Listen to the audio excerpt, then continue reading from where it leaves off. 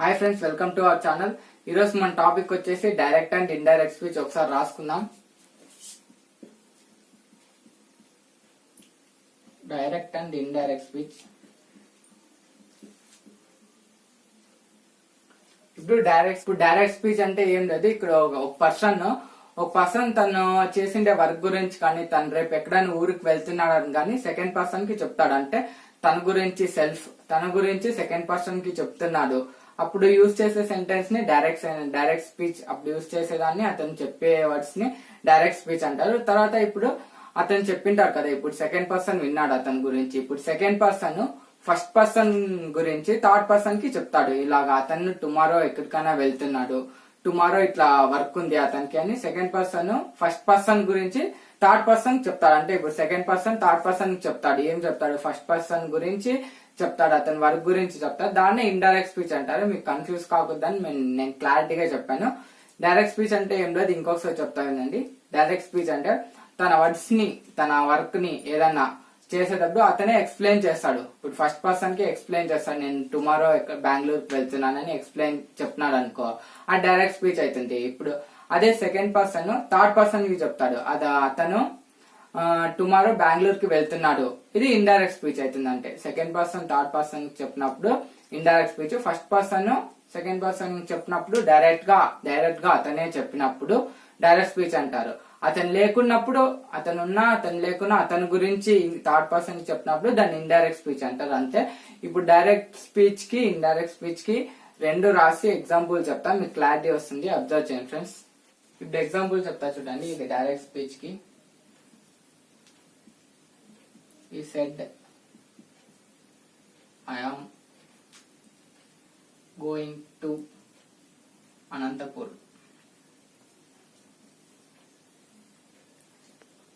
ఇప్పుడు indirect speech చెప్తారు. ఇప్పుడు డైరెక్ట్ స్పీచ్ చెప్తున్నాం కదా, డైరెక్ట్ స్పీచ్ లో యాక్చువల్ వర్డ్స్ అనేది, యాక్చువల్ సెంటెన్స్ అనేది ఇక్కడ పక్క ఇక్కడ కమా పెట్టాలి. సెట్ తర్వాత ఇక్కడ డైరెక్ట్ సెంటెన్స్ లో మీరు అబ్జర్వ్ చేయండి, యాక్చువల్ వర్డ్స్ అనేవి ఇన్వర్టెడ్ కమాస్ లోనే వస్తాయి.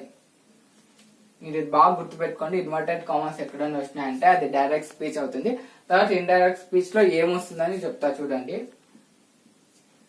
He said that he was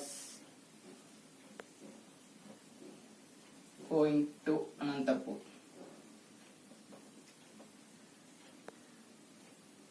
దీంట్లో ఇన్వర్టెడ్ కామర్స్ రావు. ఇండైరెక్ట్ స్పీచ్ లో ఎప్పుడైనా కానీ ఇన్వర్టెడ్ కామర్స్ రావు. ఇప్పుడు ఇది డైరెక్ట్ స్పీచ్, ఇది ఇండైరెక్ట్ స్పీచ్. దీంట్లో యాక్చువల్ వర్డ్స్ అనేవి ఐఎమ్ గోయింగ్ టు అనంతపూర్ అనేది యాక్చువల్ వర్డ్స్, అవి ఇన్వర్టెడ్ కామర్స్ లో వస్తాయి. ఇప్పుడు సెకండ్ దాంట్లో he said that he was going to Anantapur. రెండు దానికి మీనింగ్ ఒకటే, అతను అనంతపూర్ పోతున్నాను. ఫస్ట్ డైరెక్ట్ స్పీచ్ లో ఏమొస్తుందంటే మీనింగ్, నేను అనంతపూర్ పోతున్నానని చెప్తున్నాను, నేను చెప్తున్నాను, అది డైరెక్ట్ స్పీచ్, నేనే డైరెక్ట్ గా చెప్పినప్పుడు. తర్వాత హి సెడ్ దట్ అంటే అతను చెప్తున్నాడు, అతను అనంతపూర్ కి వెళ్తున్నాడు. సెకండ్ పర్సన్ థర్డ్ పర్సన్ చెప్తున్నాడు, నేను అనంతపూర్ కి వెళ్తున్నానని, అది ఇండైరెక్ట్ స్పీచ్ అవుతుంది. ఇండైరెక్ట్ స్పీచ్ లో ఇది డైరెక్ట్ స్పీచ్, ఇది ఇండైరెక్ట్ స్పీచ్. ఇండైరెక్ట్ స్పీచ్ లో ఏమంటే సెకండ్ పర్సన్ థర్డ్ పర్సన్ కి చెప్తాడు. తర్వాత దీంట్లో యాక్చువల్ వర్డ్స్ యూజ్ చేయరు, అంటే పైన యూజ్ చేసిన వర్డ్స్ కింద యూజ్ చేయరు. కింద ఏమొస్తుందంటే ఓన్ వర్డ్స్ లో ఎక్స్ప్రెస్ చేస్తారు. సేమ్ మీనింగ్ నే ఇక్కడ ఓన్ వర్డ్స్ లో ఎక్స్ప్లెయిన్ చేస్తారు, ఇక్కడ యాక్చువల్ వర్డ్స్ యూజ్ చేస్తారు. కింద దాంట్లో యాక్చువల్ వర్డ్స్ అనేవి యూజ్ చేయరు. ఇదే దీనికి ఉండే డిఫరెన్స్, బట్ మీనింగ్ అయితే సేమ్ ఉంటుంది. డైరెక్ట్ స్పీచ్ ఇండైరెక్ట్ స్పీచ్ చెప్తాను కదా, ఇంకొంచెం డీప్ గా చెప్తా చూడండి. ఇప్పుడు ఎగ్జాంపుల్ లో చెప్తా, మీకు క్లారిటీగా అర్థమవుతుంది. ఈ సెడ్ అనేది ఇక్కడ ఏమవుతుందంటే మెయిన్ క్లాజ్ అవుతుంది.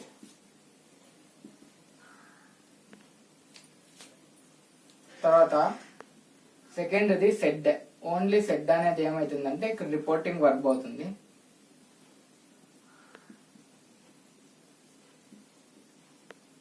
రిపోర్టింగ్ వర్బ్ అంటే చూడండి, సెడ్ అనేది రిపోర్టింగ్ వర్బ్ అవుతుంది. రిపోర్టింగ్ వర్బ్ అంటే ఏం లేదు, ఇక్కడ చెప్పే సెంటెన్స్ ని యూజ్ చేసే ముందు యూజ్ చేస్తారు, సెడ్ అనేది యూజ్ చేస్తారు కాబట్టి డైరెక్ట్ స్పీచ్ లో. అదే ఇక్కడ సెడ్ అనేది రిపోర్టింగ్ వర్బ్ అవుతుంది. రిపోర్టింగ్ వర్బ్ అంటే ఈ సెంటెన్స్ యూజ్ చేసే ముందు యూజ్ చేస్తారు, అంటే యాక్షన్ ఆఫ్ వర్డ్స్. ఈ సెంటెన్స్ యూజ్ చేసే ముందు యూజ్ చేసే దాన్ని వర్బ్ ని రిపోర్టింగ్ వర్బ్ అంటారు. తర్వాత సెకండ్ ఎగ్జాంపుల్ లో చెప్తా చూడండి. ఇప్పుడు సెకండ్ ఎగ్జాంపుల్ రిలేటెడ్ చెప్తా చూడండి. That he was going to Anantapur.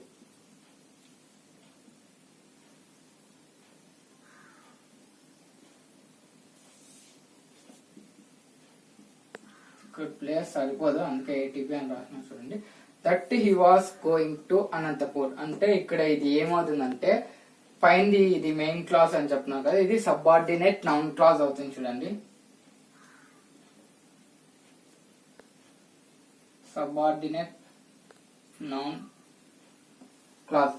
Subordinate noun clause అంటే ఈ సెంటెన్స్ తర్వాత సేమ్ మీనింగ్ వస్తుంది. సబార్డినేట్ అంటే దానికి నచ్చింది అంటే దాని తర్వాత వచ్చేదని సబార్డినేట్ నౌన్ క్లాస్ అంటే. తర్వాత ఫోర్త్ రాసుకున్నాం. దట్ ఇండైరెక్ట్ స్పీచ్ లో దట్ అని ఉంది కదా, దాని గురించి చెప్తున్నాను చూడండి. దట్ అనేది ఇప్పుడు లింకింగ్ వర్డ్ అవుతుంది. లింకింగ్ వర్డ్ అంటే ఇప్పుడు ఈ సెంటెన్స్ కి ఈ సెంటెన్స్ కి ఇది మెయిన్ క్లాస్ అవుతుంది. ఇక్కడ చూడండి ఈ సెడ్ అనేది రాసినాం కదా, ఈ సెడ్ అనేది మెయిన్ క్లాస్ అవుతుందని చెప్తున్నాం. తర్వాత దట్ అనేది లింకింగ్ వర్డ్ అవుతుంది. ఇది ఏమవుతుంది సబార్డినేట్ క్లాస్ అంటే దీని తర్వాత అంటే సెకండ్ వచ్చేదాన్ని సబార్డినేట్ క్లాస్ అని కూడా ఇక్కడ చెప్తున్నాం చూడండి. That he was going to Anantapur అంటే సెకండ్ వచ్చింది అంటే దీని తర్వాత ఇది వచ్చింది అంటే ఇది ఫస్ట్ ఇది సెకండ్ అని సబార్డినేట్ నౌన్ క్లాస్ అంటే ఇది.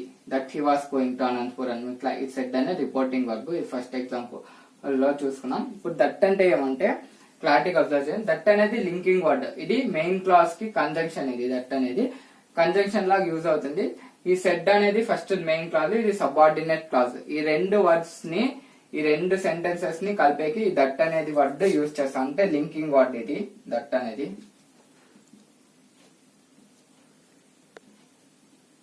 దట్ అనేది లింకింగ్ వర్డ్.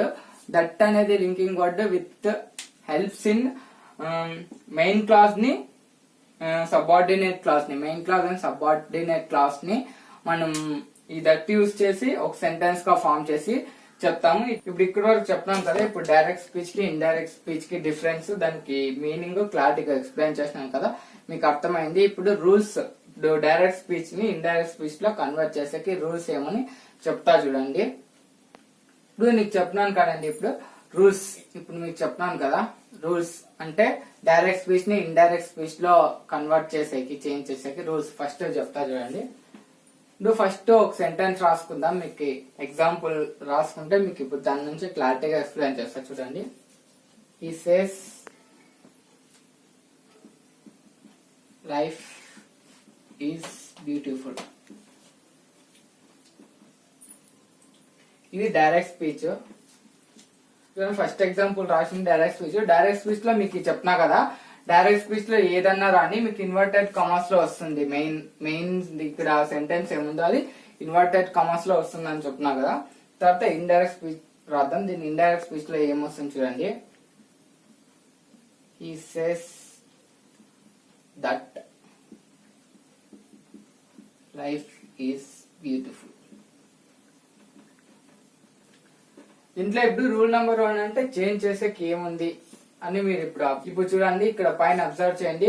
సేస్ అనేది ఉంది కదా, సేస్ అనేది ప్రెసెంట్ టెన్స్ లో ఉంది. మీకు క్లారిటీగా అబ్జర్వ్ చేయండి. కింద కూడా సేస్ అనేది ప్రెసెంట్ టెన్స్ లోనే ఉంది. అంటే ఇప్పుడు డైరెక్ట్ స్పీచ్ లో సేస్ అనే టెన్స్ వచ్చి ఇప్పుడు మీకు present tense, past tense, future tense ఉన్నాయి కదా. ఇప్పుడు సేస్ అనేది ఎక్కడుంది ప్రెసెంట్ టెన్స్ అంటే లైఫ్ ఈస్ బ్యూటిఫుల్. ఇప్పుడు చెప్తున్నాడు ఇప్పుడు లైఫ్ ఈస్ బ్యూటిఫుల్ అని ఉందని. అంటే ఇంతకు ముందు ఉందని కాదు, ఇప్పుడు ఉంది. ఇప్పుడు ప్రెసెంట్ టెన్స్ లో ఉందని చెప్తున్నాడు. ఇప్పుడు కింద కూడా ఇండైరెక్ట్ స్పీచ్ లో కూడా ఈ says that life is beautiful అంటే ఇది కూడా ఇక్కడ ప్రెసెంట్ టెన్స్ లోనే వస్తుంది. పైన టెన్స్ ప్రెసెంట్ టెన్స్ లో ఉంటే ఈ సెంటెన్స్ ప్రెసెంట్ టెన్స్ లో ఉంటే కింద కూడా ఇండైరెక్ట్ స్పీచ్ లో కూడా ప్రెసెంట్ టెన్స్ వస్తుంది. ఇక్కడ ఏం చేంజ్ కాదు. డైరెక్ట్ స్పీచ్ లో ప్రెసెంట్ టెన్స్ లో వస్తే కింద ఇండైరెక్ట్ స్పీచ్ లో కూడా ప్రెసెంట్ టెన్స్ లోనే వస్తుంది.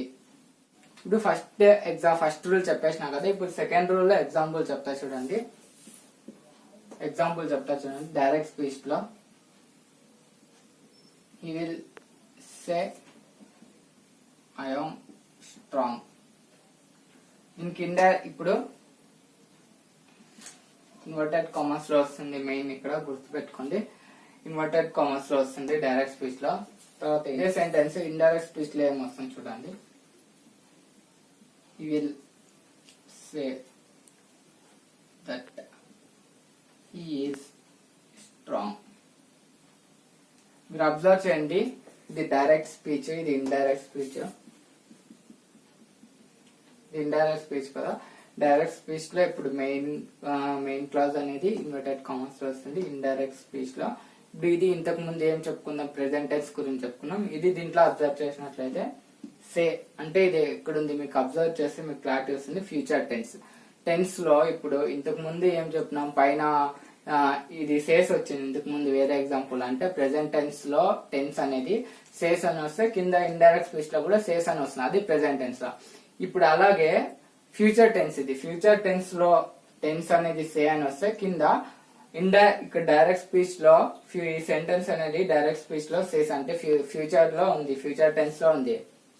ఇది పైన డైరెక్ట్ స్పీచ్ లో సే అనేది ఫ్యూచర్ టెన్స్ లో ఉంది. అలాగే కింద ఇండైరెక్ట్ స్పీచ్ లో కూడా సే అనేది ఫ్యూచర్ టెన్స్ లోనే ఉంది. ప్రెసెంట్ టెన్స్ లో కూడా నీకు పైన టెన్స్ అనేది ప్రెసెంట్ టెన్స్ లో ఉంటే కింద ఇండైరెక్ట్ స్పీచ్ లో కూడా చేంజ్ కాదు. అలాగే ఇక్కడ ఫ్యూచర్ టెన్స్ లో కూడా మనకి పైన సే అనేది ఫ్యూచర్ టెన్స్ లో ఉంటే కింద ఇండైరెక్ట్ స్పీచ్ లో కూడా సే అనే వస్తుంది. అంటే ఫ్యూచర్ టెన్స్ లో కూడా చేంజ్ కాదు. పైన present rule number 1, present tense లో కూడా మనకి టెన్స్ ప్రెసెంట్ టెన్స్ లో ఉంటే చేంజ్ కాదు, ఇండైరెక్ట్ స్పీచ్ లో కూడా చేంజ్ కాదు. ఇక్కడ ఫ్యూచర్ టెన్స్ లో కూడా ఫ్యూచర్ టెన్స్ లో ఉంటే పైన కింద కూడా ఫ్యూచర్ టెన్స్ లో కూడా సేమ్ టెన్స్ వస్తుంది, చేంజ్ కాదు. ఇప్పుడు మీకు క్లారిటీగా 2 రూల్స్ అర్థమైన కదా. నెక్స్ట్ చెప్తా చూడండి. రూల్ నెంబర్ 3 గురించి చెప్పుకుందాం మనం. ఇప్పుడు రూల్ నెంబర్ 3 అంటే ఇప్పుడు సెంటెన్స్ రాస్తుంటాం డైరెక్ట్ స్పీచ్, ఇండైరెక్ట్ స్పీచ్ లో. ఇప్పుడు కొన్ని టెన్సెస్ వస్తుంటాయి డైరెక్ట్ స్పీచ్ లో వచ్చిండేవి. ఇండైరెక్ట్ స్పీచ్ లో కొన్ని దగ్గర ప్రెసెంట్ టెన్స్ లో ఇంతకు ముందు రూల్ 1, రూల్ 2 లో ప్రెసెంట్ టెన్స్ లో గానీ ఫ్యూచర్ టెన్స్ లో గానీ డైరెక్ట్ స్పీచ్ లో వచ్చిండేదే ఇండైరెక్ట్ స్పీచ్ లో వస్తుంది, చేంజ్ కాదు. ఇప్పుడు అలాగా కొన్ని చేంజ్ అవుతాయి. ఇప్పుడు రూల్ నెంబర్ 3 లో అవే ఏవేవి చేంజ్ అవుతాయి టెన్సెస్ అని చెప్తా. కొన్ని ఎగ్జాంపుల్స్ మీరు రాసుకోండి, క్లారిటీగా అర్థమవుతుంది. ఇప్పుడు రాసుకుందాం చూడండి. డైరెక్ట్ స్పీచ్ లో ఏ వస్తాయి టెన్సెస్, ఇక్కడ ఇండైరెక్ట్ దాంట్లో రాసుకుందాం. మీకు ఈ రూల్ నెంబర్ 3 వల్ల మీకు క్లారిటీగా అర్థమవుతుంది. ఇక్కడ ఏమొస్తాయి, ఇక్కడ వస్తే ఇక్కడ ఇండైరెక్ట్ స్పీచ్ లో ఏమి యూజ్ చేయాలని. ఇప్పుడు చూడండి, డైరెక్ట్ స్పీచ్ లో యామ్, ఈజ్, ఇక్కడ యామ్, ఈజ్ వస్తే ఇండైరెక్ట్ స్పీచ్ లో వాజ్ అనేది వస్తుంది. అలాగే ఇక్కడ చూడండి, నెక్స్ట్ తర్వాత చెప్తా. ఇక్కడ ఆర్ అనేది వస్తే ఇండైరెక్ట్ స్పీచ్ లో వర్ అనేది వస్తుంది. తర్వాత డైరెక్ట్ స్పీచ్ లో ఇక్కడ మే అని వస్తే ఇండైరెక్ట్ స్పీచ్ లో మైట్ అనేది వస్తుంది. తర్వాత డైరెక్ట్ స్పీచ్ లో విల్ అనేది వస్తే ఇండైరెక్ట్ స్పీచ్ లో వుడ్ అనేది వస్తుంది. తర్వాత డైరెక్ట్ స్పీచ్ లో షల్ అనేది వస్తే ఇక్కడ షుడ్ అనేది వస్తుంది. ఇక్కడ ప్రెసెంట్ సింపుల్ వస్తే ప్రెసెంట్ సింపుల్, ఇక్కడ పాస్ట్ సింపుల్ అనేది వస్తుంది చూడండి. తర్వాత ఇక్కడ ప్రెసెంట్ కంటిన్యూస్ వస్తే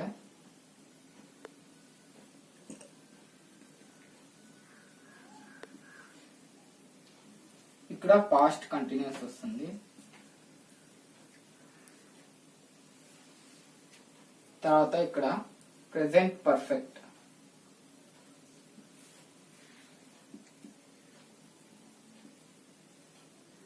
ప్రెసెంట్ పర్ఫెక్ట్ వస్తే ఇక్కడ పాస్ట్ పర్ఫెక్ట్ వస్తుంది.